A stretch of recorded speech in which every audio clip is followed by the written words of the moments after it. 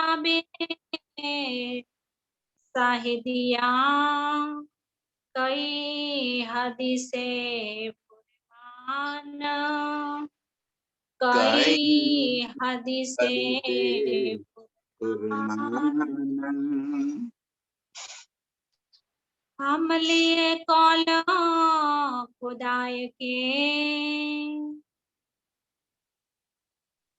हम लिए कौल खुदाई के। प्रणाम सुंदर साथ जी। आप हक शिराजी महाराज वे धाम के धनी सच्चिदानंद स्वरूप आप श्री प्राणनाथ जी हमें इस खिलवत किताब में फिर खिलवत में जुड़ जाने के लिए हमें यहाँ पे रुकावट क्या है, कहाँ हमें अटक जाते हैं, कैसे हम प्रियतम के संग फिर अर्श की उस खिलवत की लीला में डूब जाए। तो अटकाव कहाँ है? तो बार बार धनी ने ये बात समझाई कि मैं खुद ही हमारी रुकावट है। हमें क्या त्यागना है, क्या छोड़ना है हमें? सारी दुनिया कहती है कि परमात्मा को प्राप्त करना है तो त्याग करो, लेकिन किस चीज का त्याग करें ये किसी को समझ नहीं। तो किसी ने भौतिक चीजों का त्याग कर दिया, संसार का त्याग कर दिया, वस्त्रों का त्याग कर दिया, भोजन का त्याग कर दिया। अरे भाई तू क्या लेकर आया था, किस बात का त्याग करेगा तू? इस शरीर हमें परमात्मा की प्राप्ति के लिए मिला है। यदि इस शरीर को तू कितना भी कष्ट दे तो इस शरीर को कष्ट देने से वो कैसे खुश हो जाएगा, वो कैसे प्राप्त हो जाएगा, तुझे कैसे मिल जाएगा? इस शरीर को कष्ट देने से यदि मिलना होगा तो इस दुनिया के अंदर जो भी लोग, जो भी इंसान यहाँ पे धर्म के प्रति आस्था रखते हैं उनको कभी परमात्मा न मिलते, क्योंकि उन्होंने तो कोई त्यागा ही नहीं। न तो हम त्याग कर सकते हैं। यदि ये नियम होता कि त्याग से ही परमात्मा मिलता है, त्याग करने से, गुफाओं में चले जाने से, हिमालय में जाके बैठ जाने के, घास खाने से, यदि गंगा नहाने से या तो नदियों में नहाने से परमात्मा की प्राप्ति हो जाती तो मछलियां तो वहीं पे नहाती है। यदि घास फूस खाने से परमात्मा मिल जाते तो सारे पशु घास फूस ही खाते हैं, उनको भी मिल जाता। यदि भूखे रहने से परमात्मा मिल जाता तो सांप वगैरह हमेशा भूखे रहते हैं। वस्त्र त्यागने से तो इंसान के सिवा तो सारे पशु, सारे पंछी वस्त्र पहनते ही नहीं है, तो उनको परमात्मा मिल जाता, उनका तो मोक्ष हो जाता। बिना ज्ञान से, परमात्मा को बिना पहचाने आप कितना भी उपाय कर लो, उससे कभी भी आप पार नहीं हो सकते, परमात्मा को प्राप्त नहीं कर सकते। पहले उनको जानो, जानकर उसको पहचानो, पहचानने के बाद उसके प्रति अपना दृढ़ विश्वास लाओ, और तब जाके आपको त्यागना है। और क्या त्यागना है? तो मैं खुद ही, अपनापन, अपना अहम, इस शरीर का और अंतस्करण का। जो हम पैदा होते ही साथ में लेकर आए हैं। ये शरीर लेकर आए हैं और अंतःस्करण लेकर आए हैं। मैं खुदी किस चीज की है? अंतःस्करण की। मन, चित्त, बुद्धि, अहंकार, इसकी मैं खुदी है। यदि त्यागना है तो ये मैं खुदी त्यागना है, और जिसने मैं खुदी त्याग कर दी तो निर्मल हो गया। अब उसके पास त्यागने के लिए बचा ही क्या? त्याग भीतरी होना है। बाहरी त्याग से कुछ कभी प्राप्त नहीं हो सकता। और यदि कमारे रहने से, शादी न करने से परमात्मा की प्राप्ति होती तो हम सब क्यों मेहनत कर रहे हैं भाई? ये बंद कर देवे। हम तो परिवार में रहते हैं, बच्चों के साथ रहते हैं, संसार के सारे साधनों का उपभोग करते हैं। हमें तो मिलना ही नहीं है कभी भीड़। तो साधुओं के लिए छोड़ दे हम, और अपनी व्यस्त जीवन में और कुछ काम करें हम। ये क्यों फालतू के समय हम बर्बादी कर रहे हैं? यदि शादी करने से परमात्मा न मिलता, परिवार बसाने से परमात्मा न मिलता, बच्चे होने से परमात्मा न मिलता, इसीलिए मेरे धनी ने कह दिया कि जल में नहाइए, कोरे रहिए। ये प्राप्त करने के लिए इन सबको त्यागना नहीं है। कोई भी चीज बाहरी त्याग नहीं चाहिए, भीतरी त्याग चाहिए। अंदर से किसी के प्रति लगाव ना हो। सब कुछ मेरा होते हुए भी मेरा कच्छ न हो, ये भीतरी त्याग है, मैं खुदी का त्याग। ये बात हमें प्रियतम प्राणनाथ समझा रहे थे। मैं खुदी का काढ़े का इलाज कैसे मैं खुदी निकले? जब एक परमात्मा की पहचान हो जाएगी, मेरे धनी की पहचान हो जाएगी, तब जाके हमें पता चलेगा कि वो मेरा तो बल कहीं चलता ही नहीं है, मैं तो कुछ कर पाने की क्षमता ही नहीं रखता हूं। क्या क्षमता है हमारी? हम क्या कर सकते हैं? कुछ भी नहीं। यहाँ के किसी भी चीज के ऊपर हमारी हुकूमत नहीं चल सकती। कहीं आए, कहीं गए, कहीं बड़े बड़े महाराजा आ गए, पूरे विश्व को अपना मालिक मानने वाले भी आए और चले गए। कहाँ है आज? कोई अस्तित्व नहीं है उनका। उससे नहीं मिलना, भीतर से त्याग देना है, भीतर से निर्मलता। और ये समझ आएगी जब कि यहाँ मेरा कुछ भी नहीं है, सब कुछ मेरा होते हुए भी यहाँ मेरा कुछ नहीं है। यहाँ धनी का ही सत्ता, उनकी ही साहिबी यहाँ व्याप्त है, उनका ही हुक्म यहाँ पे लीला कर रहा है। तब पता चलेगा कि मेरा तो कुछ बल चलता ही नहीं। तब जाके हम अपनी मैं खुदी से, अपने बल से, अपने अहंकार से बाहर आ पाएंगे। इंद्रावती जी की आत्म हमें यहाँ यही बात समझा रही है। हम लिए कौल खुदाए के, अक के जो परवान। हम सभी रूहों की, सुंदर साहब की ये बातें है, वो सिर्फ ये बातें सिर्फ इंद्रावती की नहीं है, हम सभी के लिए है। आज इस इल्म से, इस ज्ञान से हमें ये बात का पता चल गया। इंद्रावती जी भी यही कहना चाहती है, हम लिए कौल खुदाई के, खुदा का संदेश मैंने प्राप्त कर लिया। कौल माने संदेश, मुझे खुदा का संदेश प्राप्त कर दिया। अकजे के जो परवान, खुदा ने, रज्जी ने अपने मुख से मेरे लिए जो बात कही, जो संदेश भेजा, जो वचन मुझे सुनाए,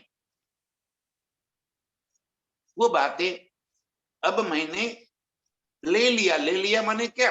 समझ लिया, आत्मसात कर लिया। उसकी बात मुझे समझ में आ गई। वाणी में शब्द तो भरे पड़े हैं, वो लिए नहीं हमने।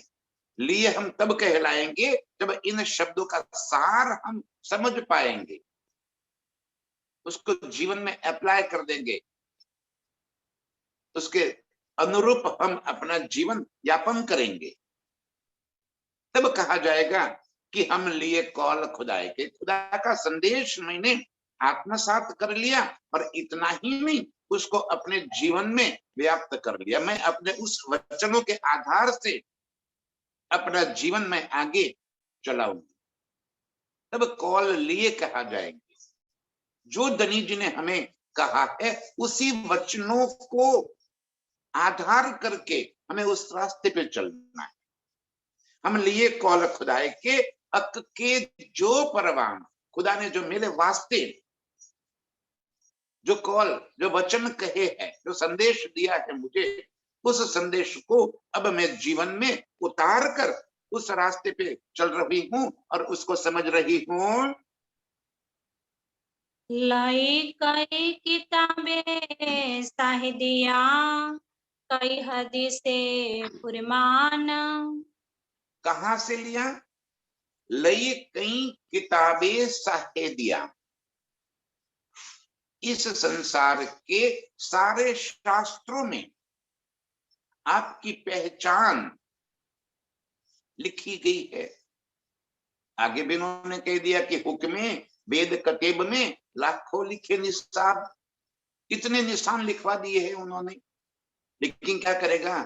तारतम चाबी के बिना उन निशानों को कोई समझ नहीं पा रहा है। निराकार के भीतर इसी में उलझे हुए सारे संसार के जीव निराकार के पार की बात कहां से समझ पाएंगे? जब तक इलम कुंजी, इलम रूपी चाबी न मिले, तारतम रूपी चाबी न मिले, तक उसके वास्तविक नाम की जो बातें मेरे प्रीतम ने शास्त्रों में, ग्रंथों में, कुरान में, हर जगह पे जो लिखी हुई है, वो कोई जान नहीं पाएगा, उसको पहचान नहीं पाएगा। अब कह रहे हैं कि हमें ये बात की समझ में आ गई। लई कई किताबें साहिदिया, कई हदीस से प्रमाण। कुरान और हदीसों के भीतर लिखी हुई सारी बातें आज हमें इतने दृढ़ हो गई है कि वो सारी बातें मेरे वास्ते मेरे प्रीतम ने लिखी है।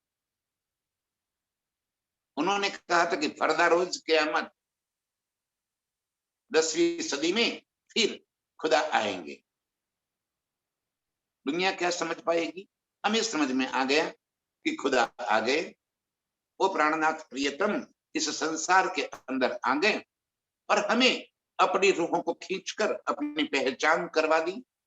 दुनिया को क्या पता कि कौन प्राणनाथ है, वो इमाम मेहदी कैसे आएंगे। वो आज भी इंतजार कर रहे कि इमाम मेहदी आएंगे, इमाम मेहदी आएंगे। अरे इमाम मेहदी आ भी गए और अपना संदेश दे भी गए। जो लेने वाले थे उन्होंने ले लिया। लई कई किताबें साहिदिया, साक्ष्य। इतना ही नहीं, इमाम मेहदी ने आके कहा क्या कर दिया? क़यामत के सारे निशान खोल दिए, पहचान करा दी, और इस कब्र से मुर्दे को खड़े कर दिए, आत्म को जागृत कर दिया। सारे क़यामत निशानों, जो बातुन रहस्य थे, सारी बातुन बातें जाहिर कर दी। अब मुझे लग रहा है कि ये तो मेरे घर की बातें, मेरे वास्ते आई हुई बातें। एक छोटा सा उदाहरण ले लेते हम। आप जब 5 पद्मावती परिधाम पन्ना जी पहुंचे और वहां पे चाचा देवकरण ने शास्त्रार्थ के लिए महोबा के काजी अब्दुल रसूल को बुला लिया। जब उनके साथ शास्त्रार्थ में श्री जी ने इतना ही कहा कि इस दुनिया की पैदाइश कितने प्रकार की है, कुरान के बारे में क्या लिखा है जरा बता दीजिए। तो क्या कुरान में लिखा है नहीं है? तब श्री जी ने कहा कि खोल तिलकर रसूल, और तिलकर रसूल के इस किताब में देख ले, इस प्रकरण में देख ले क्या लिखा है कि 5 प्रकार की पैदाइश लिखी है। हाँ लिखी है। कौन सी 5 प्रकार की पैदाइश है ये देख ले। 1 हाथ की, 2 हाथ की, मुल इब्तदाए, मुल खिलवत से, और कुन्न से।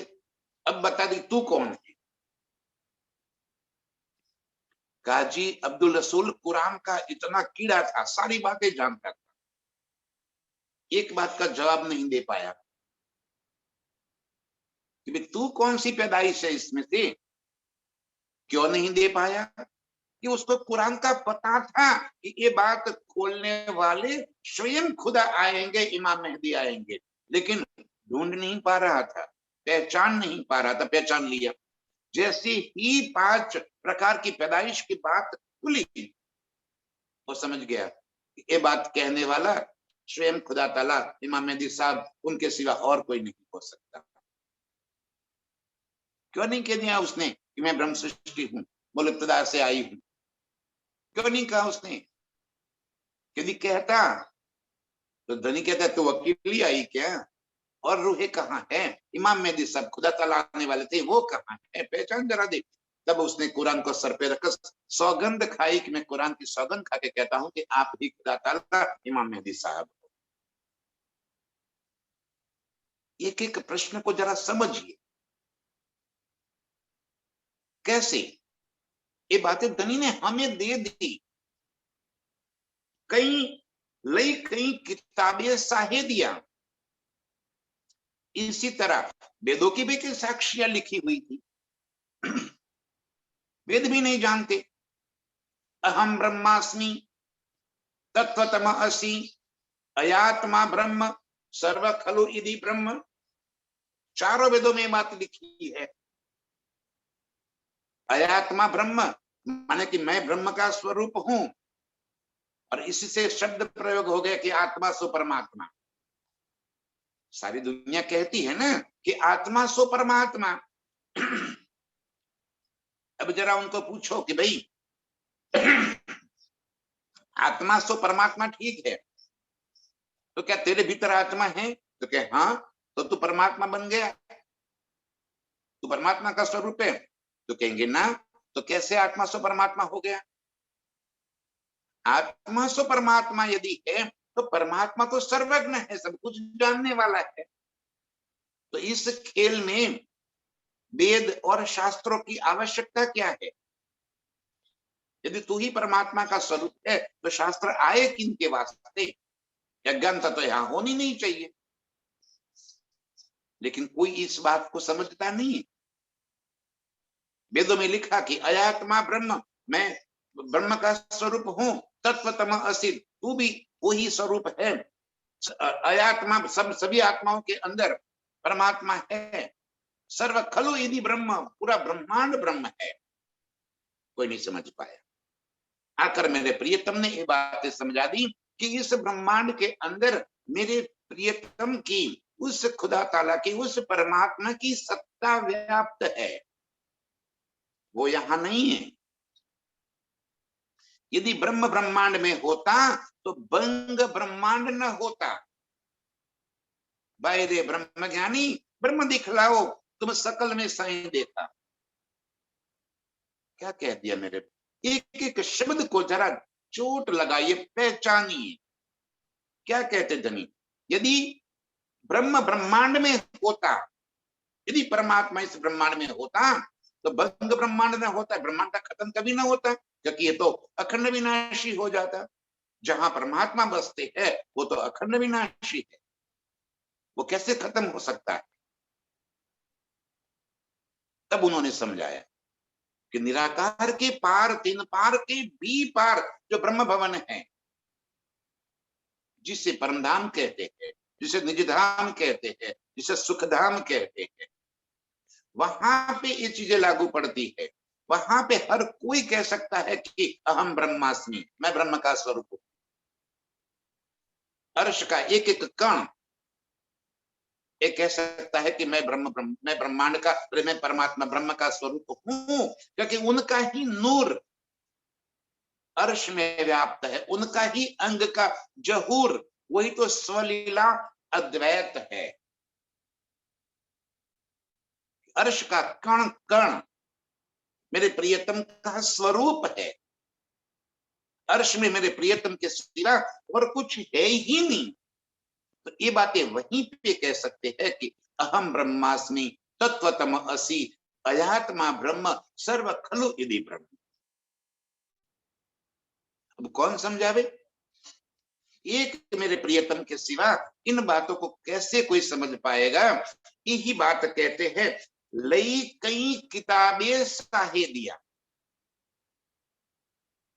सारे शास्त्रों के भीतर ये सारी बातें लिखी हुई है, लेकिन कोई इनको जान नहीं पाया। मेरे प्रियतम ने हमारे वास्ते ये सारी साक्षियां जाहिर कर दी। कई हदीसे प्रमाण, कुरान की बातें और शास्त्रों की बातें, कोई बात अभी छिपी नहीं रही। अब मुझे मेरे प्रियतम की पहचान हो गई, तब मैं कह सकती हूँ कि हम लिए कौल खुदाए के। अब हमने वो प्रियतम प्राणनाथ के सारी बातों को समझा, उनकी गहराई को, उनकी बातों को हमने जान लिया कि क्या कहना चाहते हैं मेरे प्रियतम। अक के जो परवान, उनके जो शब्द है, उनके जो वचन है, उनकी जो बातें है, उनकी बातिन का बातुन जो है, वो अब हमें समझ में आ। अब हमें प्रियतम की पहचान हो गई कि एक खेल इस संसार में भी उनकी ही सत्ता व्याप्त है। उनके हुक्म से एक खेल बना है, उनके हुक्म के सिवा यहाँ पत्ता भी नहीं हिलता। अब इतना समझ में आ जाएगा तो अपनी मैं खुदी कहां से रहेगी? जब उनकी हुक्म से पत्ता नहीं हिल सकता तो हम क्या कर सकते हैं? हम यहाँ से उठ भी नहीं सकते, न तो कुछ बोल सकते हैं, न कुछ सोच सकते हैं, न कुछ देख सकते हैं, न कुछ सुन सकते हैं। तो मैं खुद ही कहां से आई? अब ये जब समझ में आएगा ना, तब मैं खुद ही निकल जाएगी कि मेरा बल तो कुछ भी नहीं है। अब मेरे प्रियतम मुझे जैसे भी एक खेल दिखा रहे हैं, जैसे समझ आ रहे, जो बात समझ में, अब मुझे उनकी सत्ता की बात समझ में आई। ये कहते हैं कि सारी साक्षियां किताबों में, साहित्यों में, हदीसों में, कुरान में, शास्त्रों में लिखी हुई है। कई साखे शास्त्रन की, कई साखे साधु की बान। कई शाखे शास्त्रन की, शास्त्रों के अंदर लिखे हुए सारे साक्षियां, हम रूहों के वास्ते जो बातें लिखी है कि वो परमात्मा अपनी आत्माओं के संग सदा इष्ट और आनंद की लीला करते हैं। इतना ही नहीं, सारे शास्त्रों में हमारे आने की बातें भी लिख दी गई है। जैसे कुरान में लिखा कि पर्दा रोज क़यामत, खुदा फिर आने वाले हैं। ऐसे ही हिंदू शास्त्रों ने भी लिखा कि 28 के कलयुग के अंतिम चरण में वो विद्याभिनंद बुद्ध निष्कलंक अवतार अपनी आत्माओं के संग इस संसार के अंदर प्रकट हो जाएंगे और अपनी लीला बताएंगे, और जिनके कारण संसार के सारे जीवों को अखंड मुक्ति मिलनी है। सदियों से जिनको इस शब्द की समझ आ गई थी, उन ऋषि मुनियों ने, उन देवताओं ने उस समय मांगा था कि हमें 28वें कलयुग के अंतिम चरण में जब वो प्राणनाथ इस संसार में प्रकट हो जाए, तब हमें भी वहां पे जन्म धारण करने का मौका मिले, ताकि उनके ये ब्रह्म ज्ञान से हम भी अखंड मुक्ति को प्राप्त कर सके। ये इलम हमें मिला है, ये बड़ाई है इस इलम की, जिसको सदियों से पुकारा है, सदियों से लोग चाहते हैं, सदियों से लोग जानते हैं कि 28वें कलयुग में वो पूर्ण ब्रह्म इस खेल के अंदर प्रकट हो जाएंगे। और आज हमें मेरे प्रियतम एक खेल में बिठाकर अर्श की सारी बातें बताते हैं, अपने दिल की सारी बातें बता देते हैं। बताओ तो सही कि हमारा मरातबा क्या है, हमारी कितनी बड़ी बड़ाई है, कितना सुख लज्जत हमें यहाँ बैठे बैठे दे रहे। बस रुकावट कहाँ आ गई? अपनी मैं खुदी में। अटकाव कहाँ है? मैं खुदी में। क्यों हम उस खिलवत में नहीं डूब सकते? क्यों हम उस अर्श की लीला को आत्मसात नहीं कर पा रहे? रुकावट कहाँ आ रही है? मेरे प्रियतम हमें उस रुकावट को हटाने की कीमिया चाबी बता रहे हैं, रास्ता दिखा रहे हैं कि कैसे आपकी रुकावट को तोड़ दिया जाए, कैसे आप अपने निज स्वरूप के संग अपना संबंध जोड़ सकते हो, कैसे आप निज लीला में प्रवृत्त हो सकते हो। अटकाव कहाँ है? मैं खुदी।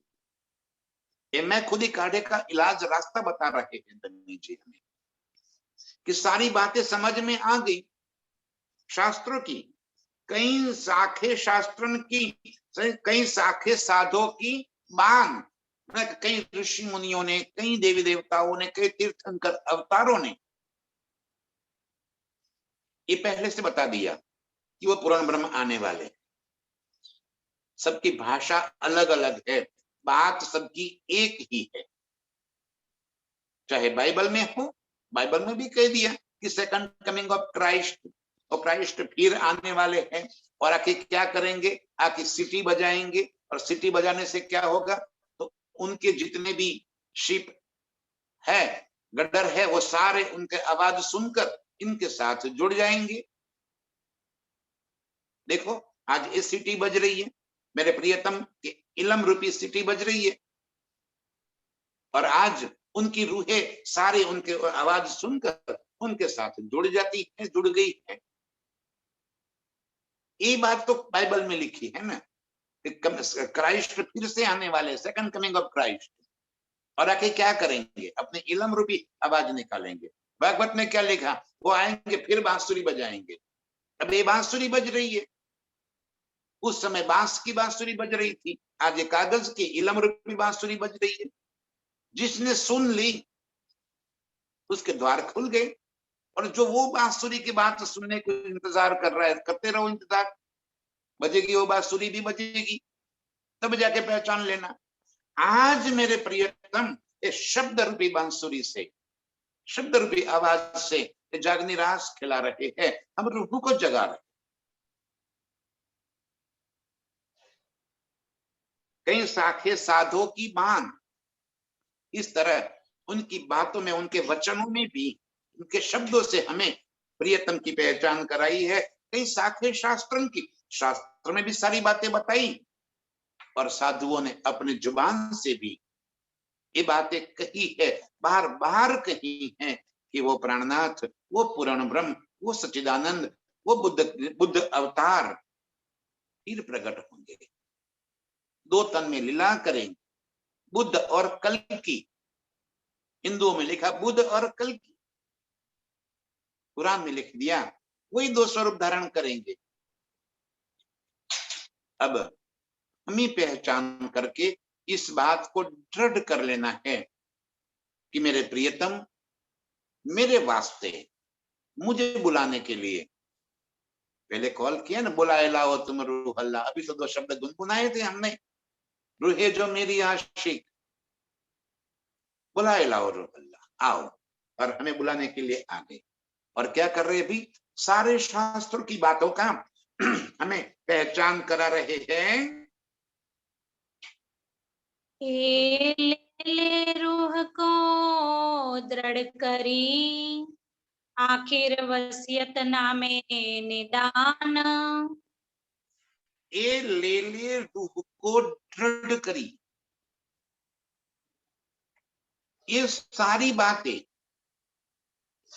शास्त्रों की, कुरान की, बाइबल की, भागवत की, गीता की, और जितने शास्त्र है, जैनों के शास्त्र हो, बुद्ध के शास्त्र हो, और जो शास्त्र हो, सारे शास्त्र के गुड रहस्यों को, उनकी बातें को जब हम जानेंगे तो सभी में तो एक ही बात तो लिखी है कि वो प्रियतम प्राणनाथ, वो परमात्मा, वो बुद्ध अवतार प्रकट होने वाले हैं। नाम सभी ने अलग अलग कर दिए, भाषा सबकी एक है, बात सबकी एक है, भाषा जुदी जुदी है, कहना मतलब एक ही है। तो ले ले रूह को दृढ़ करी, ये सारी बातें समझकर अब हमारे भीतर एक दृढ़ता आ गई। ये सारी बातें मेरे लिए ही लिखी है, ये जितनी भी निशानियां दी गई है वो सारी निशानियां मुझे मेरे स्ट्रीम की पहचान कराने के लिए, मेरा ईमान दृढ़ करने के लिए कही। यदि सीधे सीधे आकर वो कह देते कि मैं प्राणनाथ हूं, मैं अर्श से आया हूं और तुझे बुलाने आया हूं, चल याद कर अपने घर को, तो क्या हम मान लेते उनको क्यों प्राणनाथ है? जरा सोचिए कि क्या जरूरत थी, इस साक्षियों की क्या जरूरत थी? यदि आज कोई हमारे बीच में आकर कह दे कि मैं प्राणनाथ हूं, मैं पूर्ण ब्रह्म हूं और मैं तुम्हें बुलाने के लिए आया हूं, तो हम कहेंगे ठीक है भाई, आप जरूर प्राणनाथ होंगे, पहले जरा अपना आईडी बताइए, पहचान बताइए आपकी कि आप पूर्ण ब्रह्म हो। वो कैसे कह रहे हो आप? हम मान लेंगे, क्योंकि विजयाभिनंद का कईयों ने दावा लिया, सिर्फ प्राणनाथ जी ने कहा ऐसा नहीं, उनके पहले कई लोग कह गए कि हम बुद्ध अवतार है, हम कल की अवतार है, हम ही वो है विजयाभिनंद बुद्ध कल का अवतार, हम ही आए हैं परमधाम से। लेकिन वो कहने की बात रही, निशानियां साक्ष्य जब देने की बात आई तो कोई अपनी सही पहचान नहीं करा पाया, अपनी साक्ष्य नहीं देख पाया, तो लोगों ने नहीं माना। हमारे घर पे कोई आवे कह दे कि मैं प्राणनाथ हूं, मैं पूर्ण ब्रह्म हूं, तो क्या हम स्वीकार कर लेंगे? ना, हम कहेंगे भी पहचान कराओ आपकी, यदि आप पूर्ण ब्रह्म हो ठीक है, हम मान लेंगे, लेकिन क्या उसके पास, उसके लिए आपके पास कोई गवाहियां है क्या, कोई साक्ष्य है क्या? कहीं कोई शास्त्र में आपके बारे में लिखी हुई हो ऐसी कोई बात है क्या? बताओ जरा, तब हम मानेंगे। यही बात धनी जी कह रहे, ये ले ले रूह को दृढ़ करी। क्या? कई किताबें साहिदिया, कई हदीसे पुरमान, कई साखे शास्त्रन की, कई साखे साधो की मान। ये सारी बातें क्यों कर दी? कि हम रूह को दृढ़ता देना लेके, ईमान देना लेके, हमारा दृढ़ ईमान हो जाए कि ये ही मेरे प्रियतम है, हम बेशक हो जाए, सारे शक हमारे मिट जाए, तभी तो पहचान होगी ना। जब तक शक रहेगा, देखो अर्श के बारे में भी यही हालत है हमारी, हम अर्श की, परमधाम की 25 पक्ष की बातें इल्म से, शब्दों से तो हमने समझ ली, कहाँ पे कौन सी मोहलात है, जमुना जी हौज कुसर है, बाग बगीचे है, पेड़ पौधे हैं, वो सारी बातें इल्म से तो हमने जान ली, लेकिन बेशक नहीं हुए। और बेशक इस वास्ते नहीं हुए कि हमें अभी पूरी बात समझ में नहीं आई, और इस वास्ते हम रट्टा तो लगा लेते हैं। ध्यान से सुंदर साथ जी, हम कहाँ अटके हैं, कितना बारीक निरूपण किया है मेरे प्रियतम कि हम कहाँ अटके हैं और क्यों अटके हैं, क्यों हमारी ये अटकाव कैसे दूर हो सकते हैं। कि हमने इल्म से बातें समझ ली, बड़ी वृत्त को पढ़ लिया, छोटी वृत्त को पढ़ लिया, यहाँ पे परिक्रमा ग्रंथ को समझ लिया, और अर्श की सारी न्यामतों को, 25 पक्ष की शोभा को हमने समझ भी लिया, रट्टा भी लगा दिया, कंठस्थ कर लिया, लेकिन हम उस खिलवत में नहीं जा पा रहे। वो बात हमारे दिल के भीतर जो होनी चाहिए वो नहीं हो रही। हम मुख से बोल रहे हैं, लेकिन जो बात मुख से बोल रहे हैं वो बात हम देख नहीं पा रहे। बोल तो लेते हैं, हम जो बात से बोल लेते हैं, लेकिन क्या हम आत्म दृष्टि से उन बातों को देख पाते हैं? क्या वो खंभ, वो दीवारें, वो मोहल्लाते, वो जल जिमी तेज वायु आकाश और खुली खुशहाली, अर्श के वो बाग बगीचे, क्या हमारी नजर में आते हैं? यहाँ पे एक एक शब्द जब मेरे मुख से निकल रहा है ना, तो उस समय हमारी सुरता अर्श की उन चीजों में पहुंचनी चाहिए। तब जाके हम कहेंगे कि हाँ, मैंने आत्मसात किया है, मुझे दिख रहा है, मुझे समझ में आ रहा है। तब हम कह पाए ए ले ले रूह को दृढ़ करी। ये सारी साक्षियां, ये सारी किताबें और ये सारे ग्रंथों के अंदर लिखी हुई ये बातें हमारे ईमान को दृढ़ करने के वास्ते है। और बिना ईमान को दृढ़ किए हम अर्श में कैसे पहुंच पाएंगे? कैसे उन चीजों को हम दिल में भर पाएंगे? कहनी में पड़े है, लिखा हुआ, पढ़ा हुआ, सुना हुआ और बोला हुआ, ये सारा कुछ कहनी है। उससे परे जब जाएंगे तब देखा हुआ बोलेंगे। दो में अंतर है सुंदर साथ जी। मेरे शब्दों को समझिए। लिखी हुई बातें बानी को पढ़ लेते हैं, लिखा हुआ है, ये सुना हुआ, किसी न किसी के मुखारबिंद से ये बातें हमने सुन ली है। लिखा हुआ, सुना हुआ, बोला हुआ, हम कहीं बोल लेते हैं और कहीं पढ़ लेते हैं। ये सारी बातें कहनी है। और जब हम इन कहनी की बातों को अपने नजरों से देखेंगे, ये नजरों से नहीं दिखने वाला है, ये चर्म चक्षु से देखने वाली बात नहीं है। जब आत्म दृष्टि से हम देखेंगे तब हमें उसके वास्तविक स्वरूप की पहचान होगी, नजर में आएंगे। तब हमें पता चलेगा कि इसमें लिखा हुआ है उससे बहुत भिन्न है, लिखी हुई बातों से बहुत अलग है वो। क्योंकि लिखने में तो क्या कर दिया उन्होंने, यहां का मसाला लेकर, ले मसाला इत का किया अर्श का वर्णन, यहां का मसाला लेके अर्श का वर्णन किया और हम कहीं उलझ गए। ये मसाले में ऐसा ही है, ऐसा ही है, इतना ही है, न इससे कम है न इससे ज्यादा है। हमने स्थूल बना दिया अर्श के चेतन को, हमने जड़ बना दिया। कहां से शोभा आएगी? मुख से बोल लेंगे हम, फिर बार बार ये बात मेरी समझिए। मैं किसी बात को कोई आपको रोक नहीं रहा हूं, आप जो कर रहे हो वो बिल्कुल सही है, लेकिन उसे आत्म दृष्टि से देखकर फिर उसकी शोभा में डूबिए, तब शोभा कुछ और नजर आएगी, उसका आनंद हमारे दिल को छू लेगा। तब हम उसमें डूब जाएंगे और मस्ती चढ़ आएगी। तब हम लिखी हुई बातों से कहीं भिन्न नजर आएगा, और नजर आएगा और सुख मिलेंगे।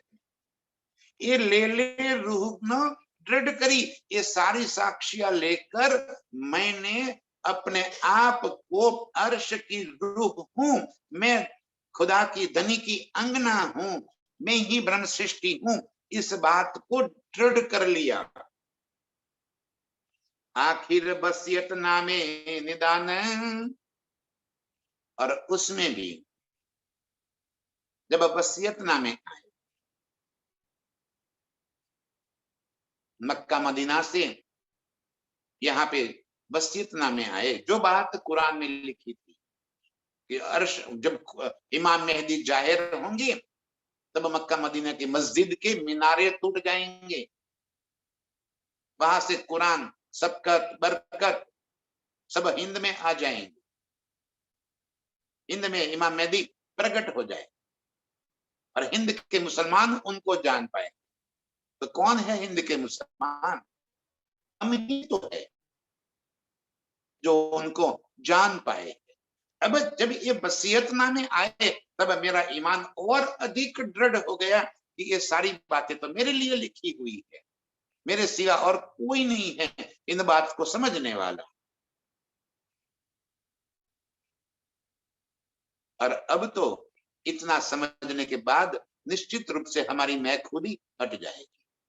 अब हमें ये बात दृढ़ हो जाएगा कि मैं ही ब्रह्म सृष्टि हूँ, मैं ही उनकी अंगना हूँ, मेरे वास्ते ये सारे सुख मेरे प्रियतम लेकर आए।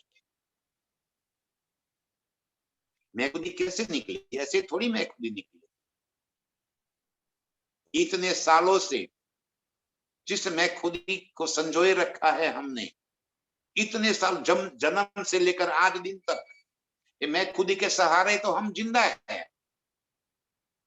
सारा जीवन मैं करते तो जिए हैं हम, ये मेरा है मेरा है मेरा है करके तो जीवन यापन किया, और ऐसे थोड़ी निकल जाएगी वो तब निकलेगी जब हमें प्रियतम के वास्तविक स्वरूप की पहचान होगी, मेरे और उनके संबंधों की पहचान होगी,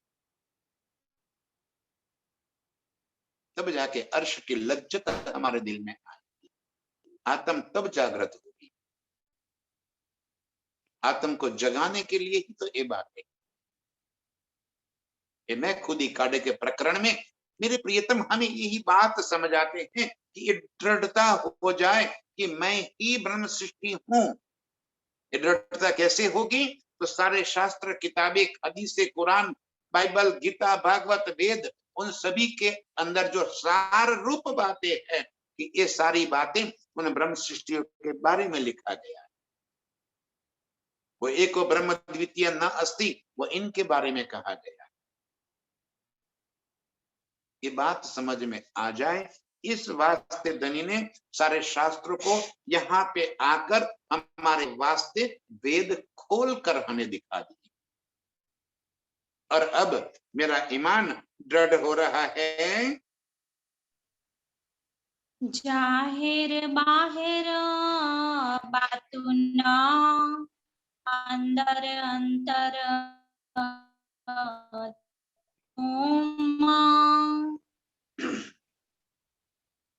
जाहिर बाहिर और बातुन,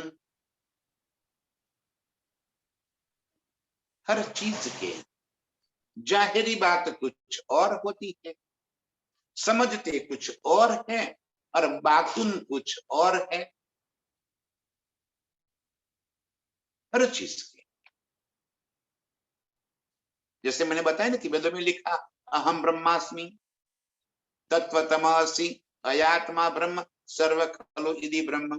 तो क्या हो गया? उसका जाहिरी अर्थ ले लिया, क्या कि मैं परमात्मा का स्वरूप हूं, तू भी परमात्मा का स्वरूप है, सभी आत्माएं परमात्मा स्वरूप है, और सारा ब्रह्मांड परमात्मा का स्वरूप है। ये हो गया जाहिरी। और बाहिर क्या? उसी को हमने समझ कर ले लिया, और कण कण में भगवान, घट घट में परमात्मा है, ये बात को जाहिर कर दिया।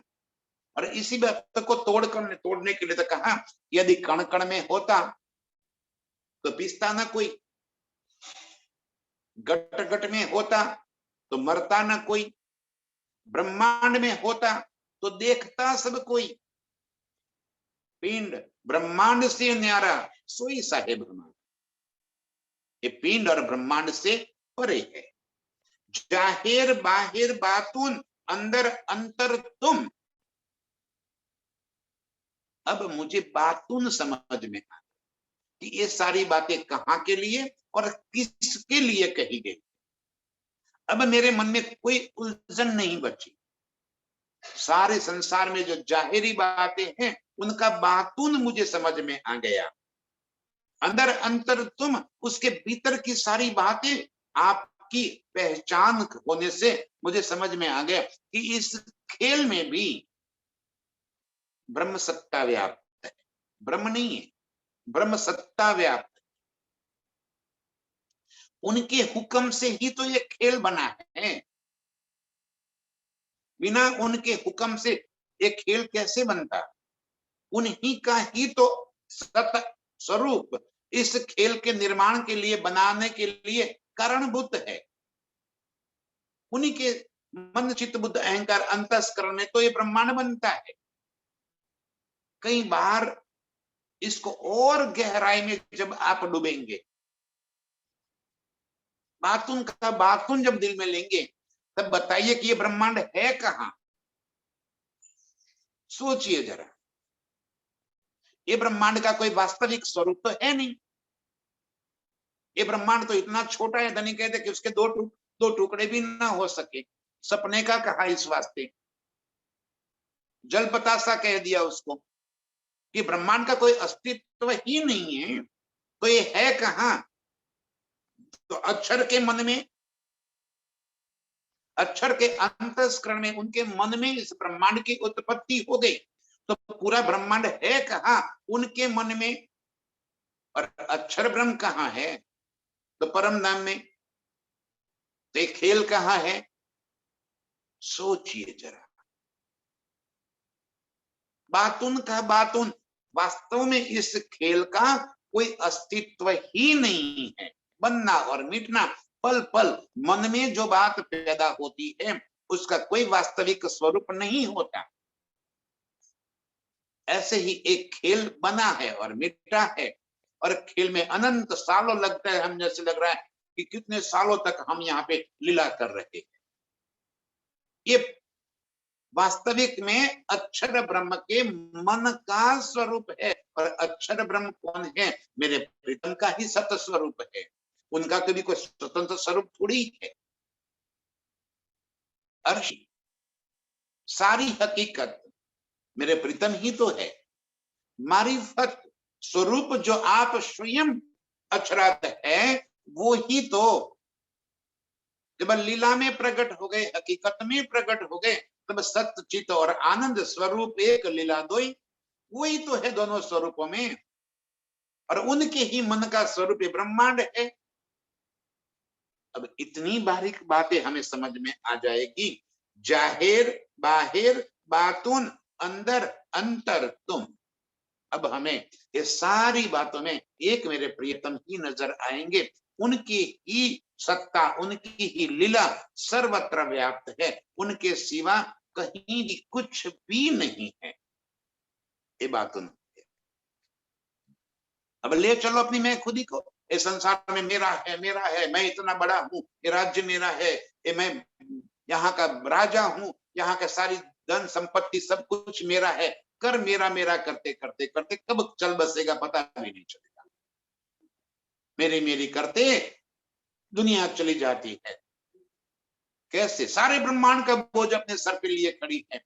ओहो, मैं ही चला रहा हूं ब्रह्मांड को। पांव पलक का नहीं भरोसा, सिर सर्जन को न दे एक पल का भी भरोसा। कितनी सारी बातें मेरे प्रियतम ने एक एक शब्द को खोल कर दे दिया। कहां है तेरी मैं खुदी। कुछ तो अपने बारे में सोच। जाहिर बाहिर बातून अंदर अंतर तुम। हर जगह आपकी ही सत्ता व्याप्त है। आपके ही हिसाब से सब कुछ हो रहा है। आपके हुक्म से ही सब कुछ हो रहा है। मेरा बल कहीं कुछ भी नहीं चल रहा है।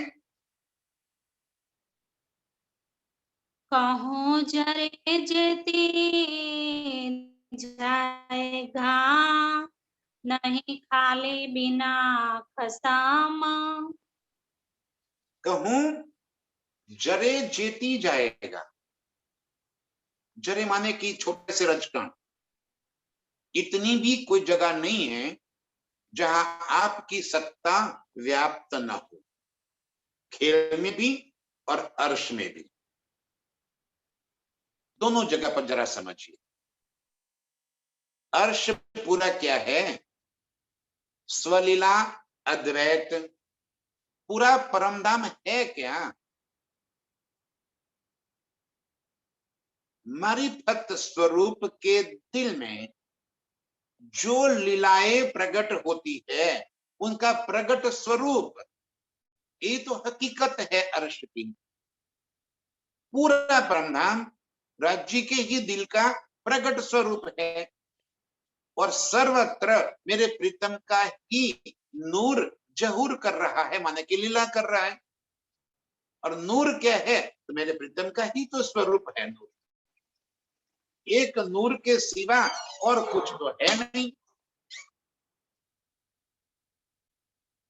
पूरे परमधाम में, कण कण में, अर्श के 25 पक्षों में हर लीला मेरे प्रीतम का ही स्वरूप लीला कर रही है। ये हकीकत है।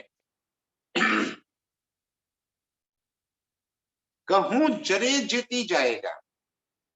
अब अर्श में तो मेरे प्रीतम के सिवा कुछ है ही नहीं। पशु पंखी झाड़ पान वन बाग बगीचे, जल वायु जिमी तेज आकाश, खुबी खुशहाली, और जो कुछ भी है मोहल्लाते, हर चीज मेरे प्रियतम का ही नूर है। हर चीज मेरे प्रियतम के नूर से। और एक खेल मेरे प्रियतम के ही हुक्म से है, उसी का ही प्रतिबिंब है। जो उनके मन में उपजा वही तो यहाँ है। तो यहाँ का किसकी सत्ता चल रही है? उन्हीं की तो सत्ता यहाँ भी चल रही है। यही बात कह रहे, कहूं जरे जीती जाएगा, नहीं खाली बिना खसम।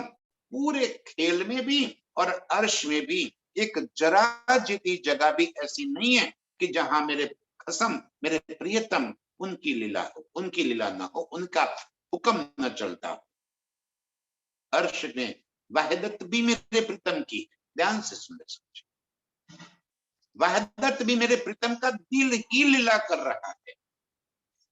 यहां भी उनका दिल लीला कर रहा है, और अर्श में भी उन्हीं के दिल की लीला है। वो जिसको जितना पहुंचाना चाहते हैं, जैसी लीला करना चाहते हैं, जो सुख देना चाहते हैं, वैसी ही शोभा, वैसी ही लीला, वैसे ही आनंद वहीं पे अपने आप होता चला जाता है। किसी और का हुक्म, किसी और का दिल कहीं कोई काम नहीं करता। वहदत का मतलब है एक दिल। मेरे प्रीतम का ही दिल सर्वत्र व्याप्त है। एक दिली माने तो एक दूसरे के दिल की बात जाने, वो एक दिली। क्या प्रीतम के दिल की बातें हम जानते हैं? यदि जानते होते तो खेल देखने की जिद ही न करते, खेल में आना ही न पड़ता, खेल बनता ही नहीं। हमें पता ही नहीं है कि उनके दिल में क्या है। खेल मांग लिया तो भी कैसे? पहले हक ने दिल में लिया, फिर आया माहे नूर का पीछे हादी रोहन में, क्यों कर हुआ जहूर। जो उनके दिल में आता है और वो जिसे जितना पहुंचाना चाहते हैं, इतना ही उसको पहुंच जाता है। कहूं जरे जीती जाएगा, नहीं खाली बिना खसम। एक जरा भी ऐसी जगह नहीं है जहां मेरे प्रीतम का हुक्म न चलता हो। सर्वत्र उनके ही हुक्म से लीला हो रही है।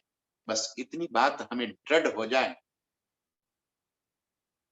अपनी मैं खुदी समाप्त हो जाए, कहीं अपनी मैं खुदी बचेगी ही नहीं।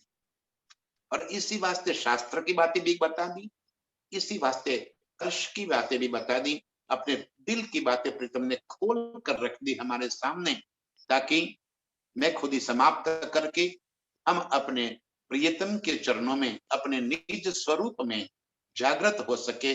फिर उस खिलवत में, खिलवत की मस्ती में हम मस्त हो जाए। एक खिलवत के सिवा में और कोई बात नहीं चाहिए। उसी खिलवत की लीलाओं में हम डूब जाए। यही मस्ती हमें दिल में धारण करनी है। और बिना मैं खुदी निकाले कभी भी ये सुख नहीं मिलेगा। बस ऐसे ही अपनी मैं खुदी निकाल कर खिलवत ने प्रीतम के संग लीला में मस्ती में डूबने वाली सभी रूहों के चरणों में मेरा कोटि कोटि प्रणाम। प्रणाम सुंदर साहब जी।